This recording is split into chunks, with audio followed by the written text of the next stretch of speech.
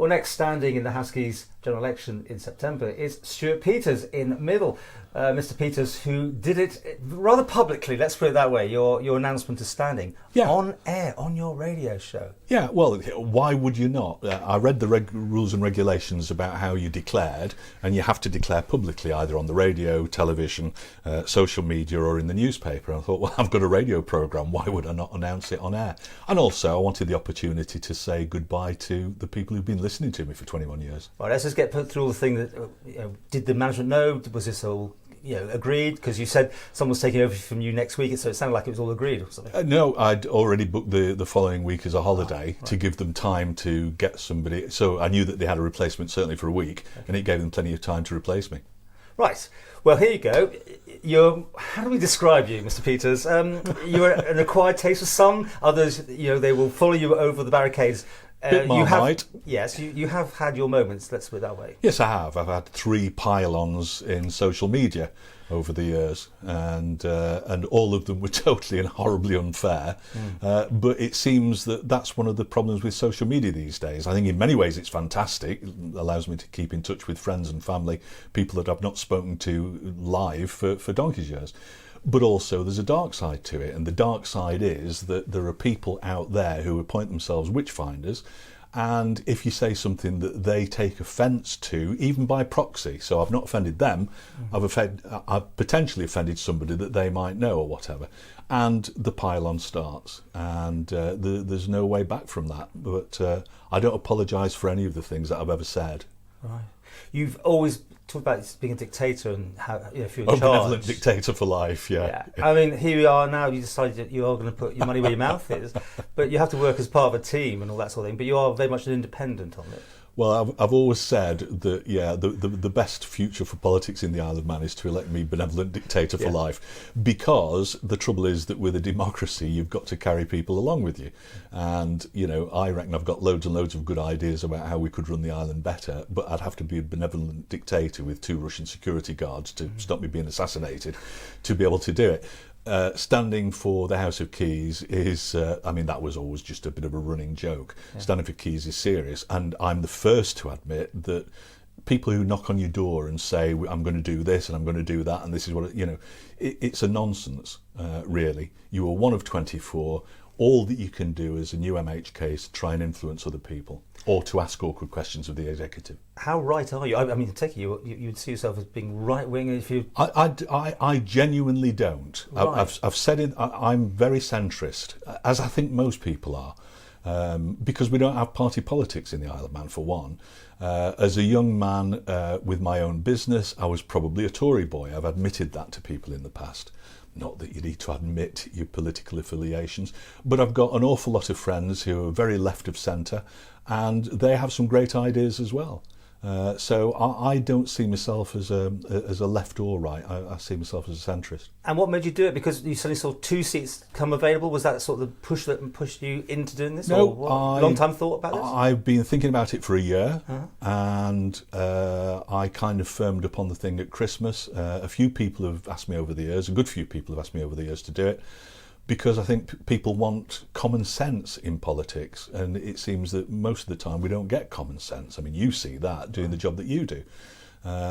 So I decided a year ago that I was probably going to do it. I decided at Christmas I was going to do it. And so on the doorstep, what's your main policies you're pushing? I'm not actually knocking on doors at the moment, because I've not got any printed material. That should be the end of the week, so I'm going to start putting those through. Pushing forward as your main headlines, though? I want people to look at me as a person, not look at the headlines, not look at a manifesto, not look at what I stand for. I want them to look at me and decide whether or not I'm the kind of person who represents their hopes and dreams, without being too crass about it. Am I the sort of bloke that they can trust to best represent them in the House of Keys and in government? And the Chief Minister, in an interview with me on and before the interview, was basically saying you're not credible enough for him. I mean, that was just his point of view. What do you say to that? I thought he was backing me, to be honest. He said that there were 2 good candidates in Middle. I felt very sorry for the other 3. Okay, he said 2 women to me at one stage, so I don't know if that was on or after the interview. But anyway, I mean, seriously... I did question that. I mean, I knew Howard when he was, I think he was chairman or whatever, or the chief executive of the Manx National Farmers Union. So I've not known him particularly as a politician. But I think that the mask sometimes slips. He's seen as a very avuncular sort of a person. But I mean, you've been on the wrong end of him a few times. Manx Radio's reporters. I mean, to say last week that we, the government, give Manx Radio £1 million a year and they ask us awkward questions, what's that about? Welcome to the club. Anyway. Feedback then. You haven't had feedback either then, so I'm trying to work out how... I've talked to lots and lots of people. Yeah. And I've got a basic premise, which is that 95% of the people on the Isle of Man are decent, hard-working people who are inclusive and want a nice society and a nice standard of living and don't want to rock the boat particularly. I think that there are some noisy people. Now, sometimes that's good. The Elm Trees campaign I thought was a good one. I supported the idea of that, and that's actually made a difference. There are a lot of other campaigns which are very sort of identity politics that I'm less sure about. Give me some idea about housing, because everyone's talking about social housing and that sort of thing. So you're going to jump on that bandwagon as well, because everyone's doing it. But that's exactly it, the bandwagons. So climate change, right. You know, everybody's banging on about climate change. So what is a new MHK going to do about climate change? I'll tell you what, they're going to do absolutely nothing. See, this is what I'm guessing people expect you to come out with. This is your sort of no nonsense, cut through the rubbish. Well, yeah. But isn't that what people want? Yeah, isn't that what people want? And I might say things at times that people disagree with. That's great. You know, you learn far more from people who disagree with you than just living in an echo. So would you be a backbencher carving, yes. Or would you? Oh, you would. You wouldn't want to be inside that wonderful tent. No, I don't want to be inside the tent. It's not. I don't want to say never, but it is not my ambition to be a departmental member because they're effectively just milk monitors. I don't necessarily want to be a minister of silly walks or whatever, because, you know, again, we've got two governments, Paul. One is the MHKs, they're there for 5 years, so you know they're very transient. The other government is the civil service and the public sector. They actually run the Isle of Man, and they're there rain and shine, and they're there through all the different politicians. And so I question just how much power Tynwald has over a lot of these Are you going to rock the boat then? Are you going to be steady as she goes? Because government, as you just said it there, it's like a bit like treacle, isn't it, for most people? There will be times that I'll agree with the government. I'm not an unreasonable person. I don't want to be some sort of a rebel renegade MHK. There'll be times that I'll agree with government and go along with the consensus on things. There'll be other times that I'll hopefully be the person who just says, hang on a minute, what are these roundabouts down at the bottom of Broadway? Roundels. What's all about? Roundels. I mean, what? What? Reinventing the wheel? They'll all love it in about 6 months' time, probably. Well, I mean, and that's the thing about the government, because it seems that they lose touch. Once they're elected, they lose touch with people. And then they come out with imperious statements like, oh, people will have to get used to it. I mean, what's that? I mean, how much do you think the government's done this, the Quayle administration? Have you been pro it or No, I don't think they've done very much. I mean, in fairness to them, they've had two big challenges. One was Brexit, although, as far as I can see, the Isle of Man just does what the UK tells it to. So quite why the Chief Minister needed to spend 2 or 3 years dealing solely with Brexit is beyond me. But I don't know. I'm not inside government, so maybe he did. And then, of course, we've had the global pandemic, which nobody could have really allowed for. But generally speaking, no. We've had so many disasters, the flumes at the NSC, Richmond Hill, Promenade, Liverpool landing stage. You can do better? You think you can do better? I think I can ask the questions that make others do better, yes. Would you be a disruptor? I don't think it's disruptive to expect to hold people to account.